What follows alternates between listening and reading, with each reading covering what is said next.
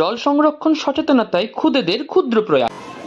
পৃথিবীর 70 ভাগ জল, কিন্তু তার মধ্যে 1 ভাগ জল হলো পানীয় জল। তাই আমাদের শপথ নেওয়া দরকার যাতে ভবিষ্যতের জন্য জল বাঁচাতে পারি। To consume water judiciously and not waste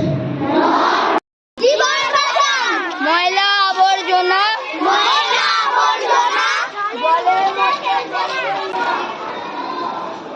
গাছ আমাদের অক্সিজেন দিয়ে জীবন বাঁচায়, কিন্তু গাছ জল ছাড়া বাঁচে না।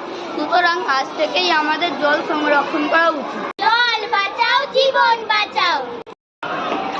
জল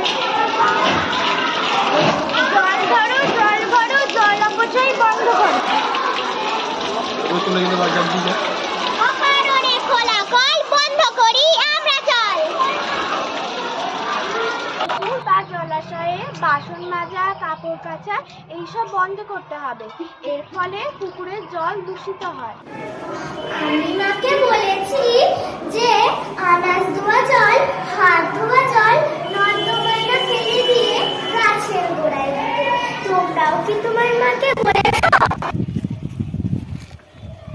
পুকুরে ময়লা আবর্জনা, প্লাস্টিক এগুলো ফেললে জল দূষিত হয়, তাই জন্য আমরা এগুলো করব না।